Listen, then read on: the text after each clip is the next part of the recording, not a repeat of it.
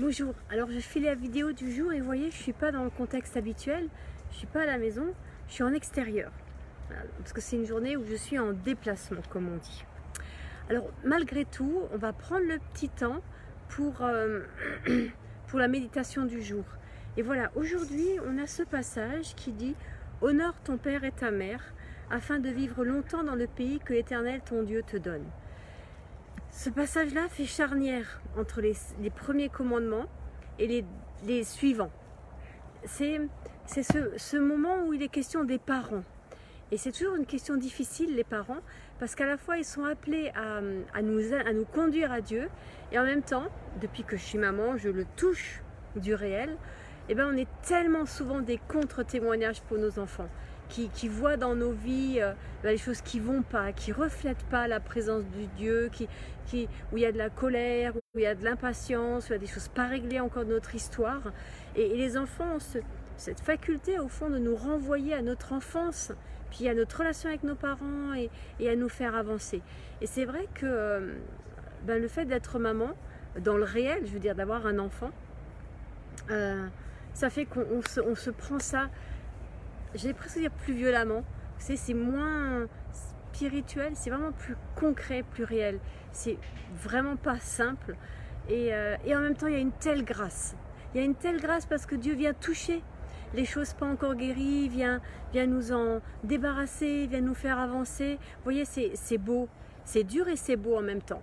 Mais j'avais envie de partager aujourd'hui à quel point les enfants sont une bénédiction et à quel point ils nous permettent d'avancer avec le Seigneur et de tomber à genoux au pied de la croix.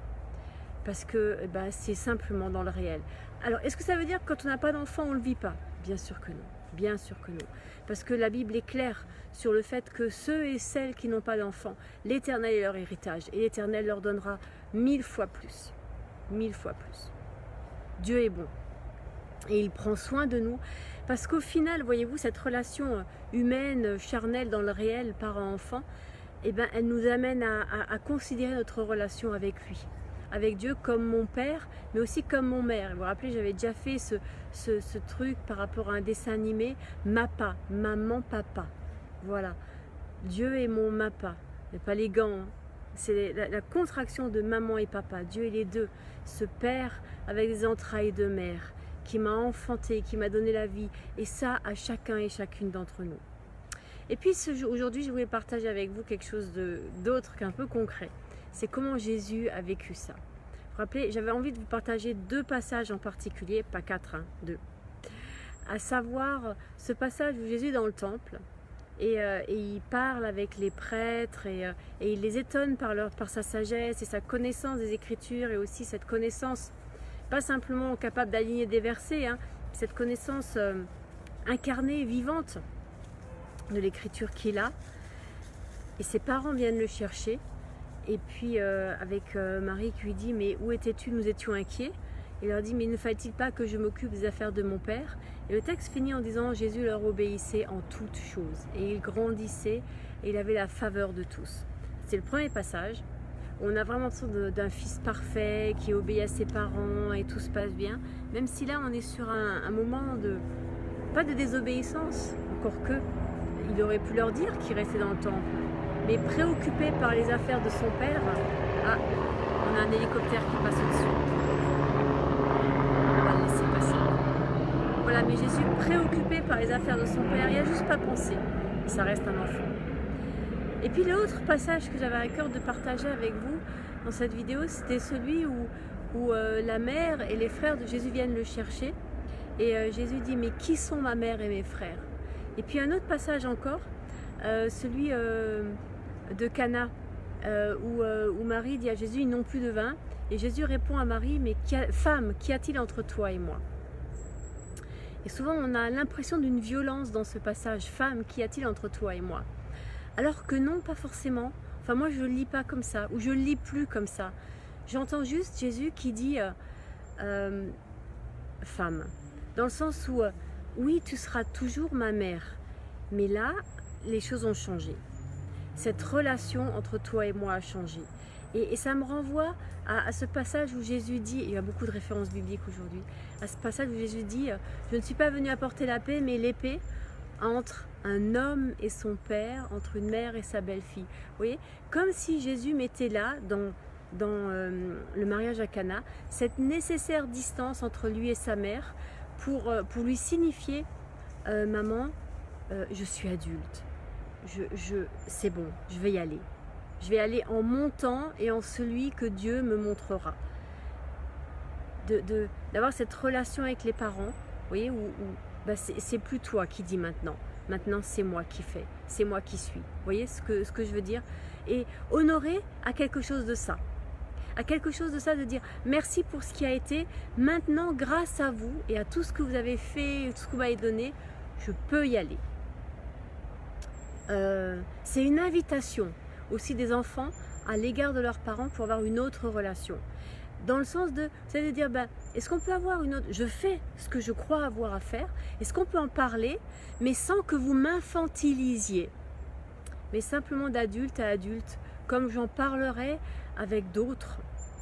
Vous voyez, cette difficulté qu'on a de changer cette relation, où on n'est plus le parent qui domine un peu l'enfant, mais on est adulte, deux adultes face à face. Ce face à face qu'on est appelé aussi à vivre avec Dieu. Vous voyez, et que toute la vie nous permet de construire en nous, pour qu'un jour on soit face à face avec lui, pour l'éternité. Alors, honore ton père et ta mère afin de prolonger tes jours sur la terre, pour vivre longtemps. Il y a une bénédiction dans la bonne relation. Et c'est vrai que avoir des bonnes relations avec ses parents, qu'on soit enfant et qu'on soit adulte, fait que ça ne nous machine pas. Vous savez, quand on a des mauvaises relations avec ses parents, c'est difficile. On est habité par ça et ça préoccupe, ça prend trop de place. Et on ne peut pas conquérir sa terre. On ne peut pas être heureux sur sa terre. Vous voyez, tous les sens, c'est pas simplement conquérir ce pays, c'est conquérir ta vie. Honore tes parents, donc ce mot peser, et puis va, vie et deviens et conquiert ta terre à toi, fais-en un jardin. Donc voilà, comment Jésus l'a vécu? Eh bien, à 12 ans, il obéissait en toutes choses à ses parents et il grandissait. Et quand il est entré dans le ministère, il a dit à sa mère, femme, je sais ce que j'ai à faire. Mais à la croix, il l'a confié à Jean, à l'apôtre bien-aimé, au disciple bien-aimé. Vous voyez? Donc il y a comme ce renversement. Un jour, ça arrive aussi dans la vie. Et c'est vrai que c'est quelque chose que je vis depuis quelques années, où j'ai ma maman à la maison et je m'occupe d'elle. Et ben, je suis reconnaissante de pouvoir faire ça pour elle. Même si c'est pas toujours évident de la voir décliner et qu'il y a des fois, je le vis pas bien. Et en même temps, c'est une grâce. C'est une grâce de pouvoir prendre soin d'elle. Et c'est une façon de la remercier. C'est une façon aussi d'honorer Dieu. Et je crois que c'est important. Et qu'il y a quelque chose, quand on peut le faire. Voilà, quand on peut le faire. Quand on a les forces matérielles, la place, et quand le Seigneur, quand on a la force psychique, j'ai envie de dire, mais ça, si vous ne l'avez pas, au fond, le Seigneur la donne. Moi, quand j'ai eu ma mère à la maison il y a 10 ans, j'étais pas du tout... c'est pas mon choix, c'était pas mon choix au départ, c'est le choix de mon mari. Et je lui suis reconnaissante de m'avoir imposé ce choix-là, au fond. C'était une bonne chose, c'est une bonne chose. Et aujourd'hui, pour rien au monde, et surtout pas avec ce qui se passe, je la remettrai en maison de retraite, ou je la mettrai, comme si on pouvait la mettre en maison de retraite, comme si c'était qu'un objet. Vous voyez, j'aime pas cette façon de dire les choses. En tout cas, je la laisserai pas partir, mais en même temps, elle n'est pas prisonnière. Si elle veut partir, elle part. Vous voyez, c'est difficile de trouver les mots dans la relation, la bonne distance. En tout cas, que ce passage d'aujourd'hui nous permette de nous interroger dans ce jour, dans ce temps dans lequel on est, pour se préparer à dimanche soir, à Yom Kippour qui vient dimanche soir. Yom Kippour, j'en reparlerai un peu plus demain de ce que c'est, un peu plus précisément, parce que c'est pas le jour du grand pardon. C'est le jour où on se rappelle et où on prie Dieu, Seigneur, est-ce que tu as bien inscrit mon nom dans ton livre de vie? Et c'est plus ça, Yom Kippour, c'est est-ce que mon nom est inscrit dans le livre de vie? J'allais dire oui, c'est pour ça que ça dit oui. Est-ce que mon nom est inscrit dans le livre de vie? Et la réponse est oui, au nom de Jésus. Maintenant, Seigneur, rends-moi digne. Fais que je sois digne de ça, de cette grâce que tu me fais, que tu nous fais à chacun et chacune. Vous voyez, ça change un peu, le jugement, il se colore tout à coup un peu autrement. Enfin voilà. Toujours est-il, un petit message pour dire comment on a pensé vivre dimanche qui vient dans Huitanu. Donc on aura notre culte de 5 à 6. Alors d'abord l'enseignement et puis la louange. Et dans l'enseignement, on va vraiment prendre ce temps les 25 dernières heures de la vie de Jésus. Et lundi, et je vous propose que lundi, on passe cette journée de lundi qui est Yom Kippour à penser à Jésus. Voilà, c'était quoi ces 25 dernières heures? Qu'est-ce qu'il a vécu? Qu'est-ce qu'il en a fait?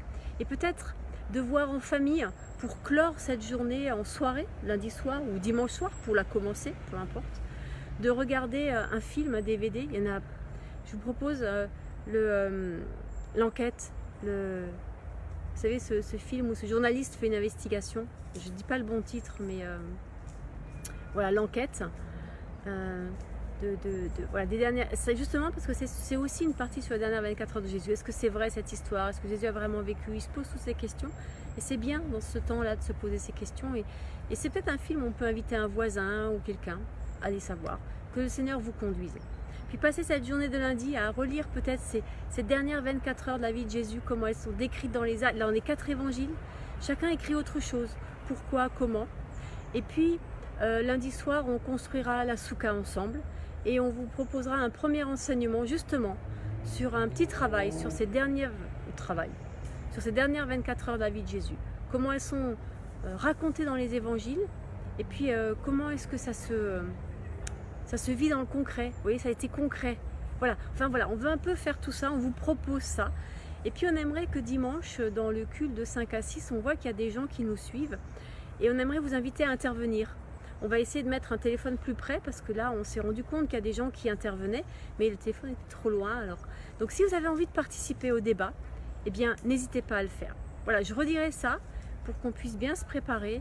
Et en tout cas, le thème, c'est les dernières 24 heures de la vie de Jésus.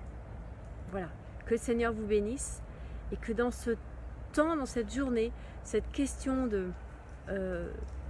d'honorer, d'obéir, d'être à la bonne distance avec ses parents, puisse nous faire avancer dans nos relations avec nos parents.